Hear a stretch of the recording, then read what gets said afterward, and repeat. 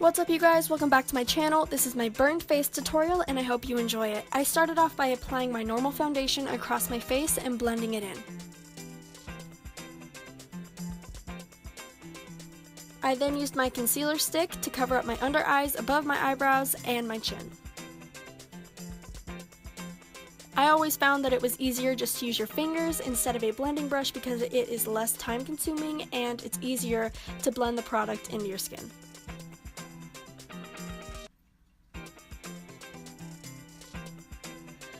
I actually went to a craft store and purchased a plain white mask.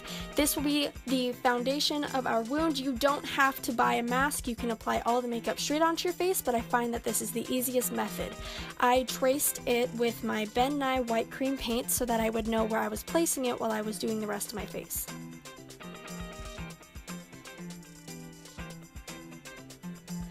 In terms of painting the actual mask, I took a skin color from Ben Nye's cream paints that matched mine close enough and I covered it completely. You want to make sure that this mask is covered completely, especially if you have a darker skin color, because you want to make sure it looks more realistic and not like a Halloween gag.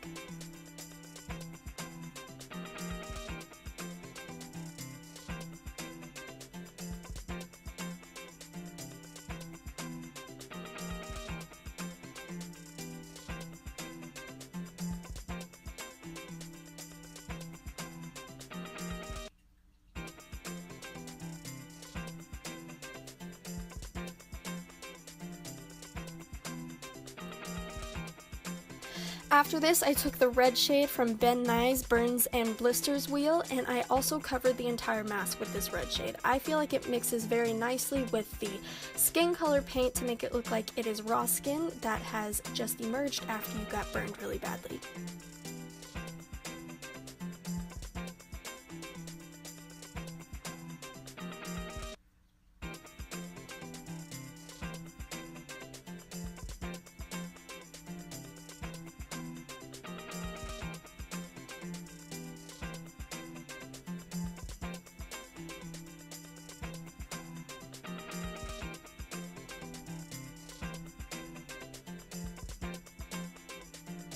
Now I'm taking this purple shade and also coloring the mask to give it a little more depth and a little more color.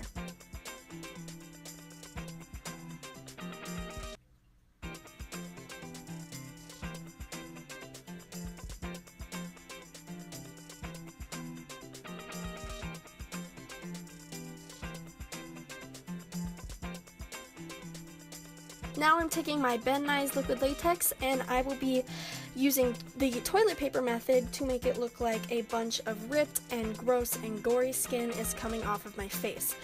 The method, if you haven't heard of it before, is that you layer liquid latex and toilet paper and liquid latex several times and it looks like it is ripped and rotting flesh. I just did this across the entirety of the mask and I feel like it worked really well.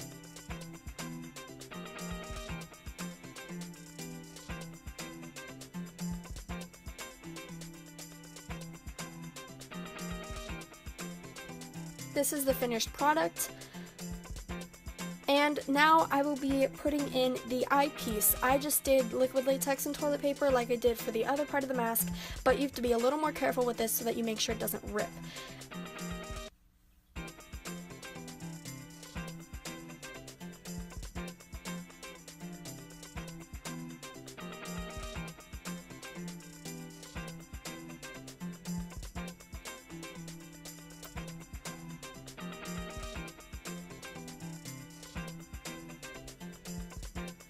You want to make sure that no toilet paper is showing front or back so that it is easier to paint black when it dries. Now I'm taking a pointy tool thing that I use for clay, and it was honestly like $1 at the dollar store, and I pull the pieces of the latex up to make it look like the flesh is in all sorts of chaos, and it makes it look way more realistic. You do want to make sure that the latex is mostly dried before you do this, or else it will just come off on your tool.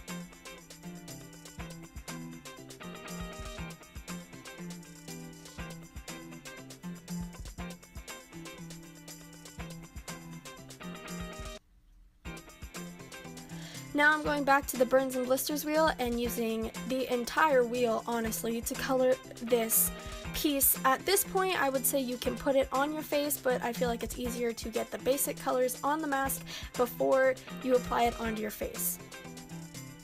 Here I'm just taking the red color and filling in all of the holes to make it look like raw skin. The brush was getting a little difficult for me, so I just took a cosmetic wedge so I could get it done faster.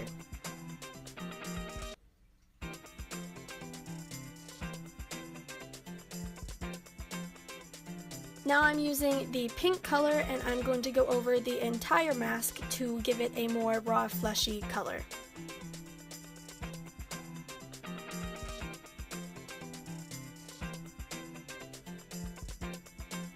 Since latex is skin colored, you don't have to be very neat with the application of this specific color because it will show through. Now, this is a sponge method that I've used before where I rip holes in the bottom and it gives the illusion of broken capillaries. I'm doing it again and I'm covering it in blue and then I'm applying it all over the mask. Now that the latex is dry on the eyepiece, I just put some black cream paint from Ben Nye on a cosmetic sponge and covered the entire eye in black.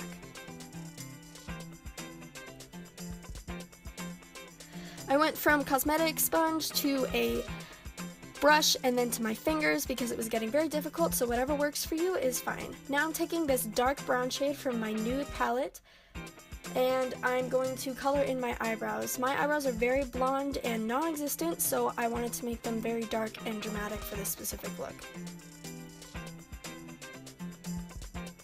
Now I'm taking this gold shade and I'm going to cover my entire eyelid and make it look as glamorous as possible. And then I'm taking this darker bronze shade and filling in my crease.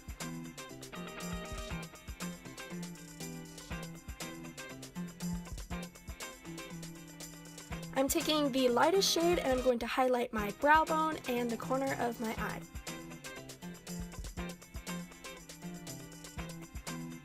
I'm very bad at liquid liner, but I feel like it turned out okay. I'm going to wing my liner and make it look as dramatic as possible.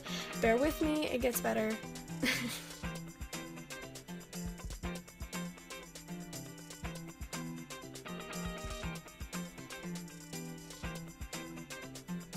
I ended up having to fill in the lines with Ben Nye's black cream paint because it was easier for me, but I think it turned out decent in the end. Now I'm just taking my CoverGirl mascara and doing all of my eyelashes, top and bottom, which I usually don't do, but for this look I did it.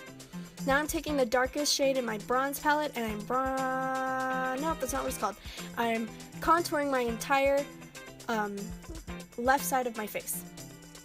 Now I'm taking the peachy blush and I'm going to apply brush, my god, I don't know how to talk, to the right side of my face. Now I'm going to apply latex all over the barrier of the lines that I made so that I can stick the thing that we made onto my face. This process took a very long time, so I'm just going to speed it up and explain it to you while we go. Essentially, I'm doing the same thing we did to the mask with the toilet paper and the latex, but this mask for some reason wasn't sticking very well, so I had to go over it with too many layers of toilet paper and latex. So essentially when you're doing this, you just want to do it until you feel like it will stay onto your face. For some reason, it wasn't staying on my face.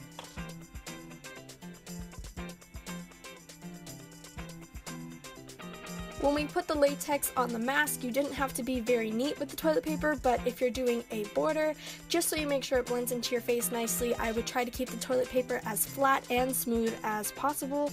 I know that's very difficult, but eventually we're going to end up pulling the toilet paper back so it looks like this wound is under the skin, and it would work either way, honestly, but it's much easier if you keep the toilet paper flat.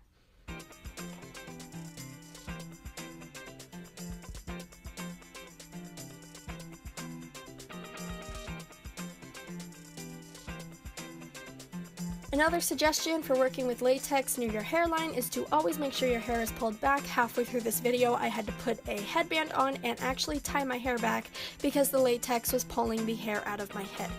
Always, when you are working with your eyebrows or your hairline or anything with lots of hair, you want to make sure you cover it properly or just stay away from the area in general. Now at this point, since the latex is dry, I just started pulling it back with my pointy clay tool. And this will give the illusion that it is under the skin, as I said.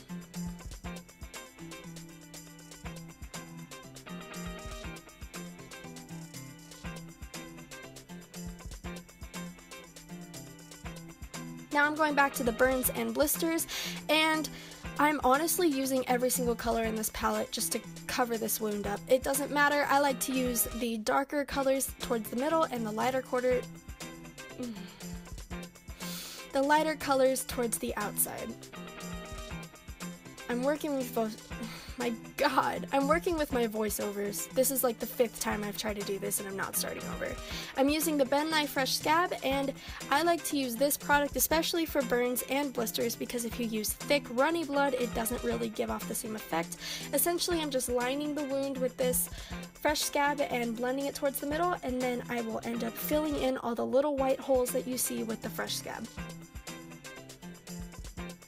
I'm taking the black and doing the same thing I've done in my other videos where I make it a little more 3D by blending it to the middle. Now I'm just putting the blood all over the wound in general.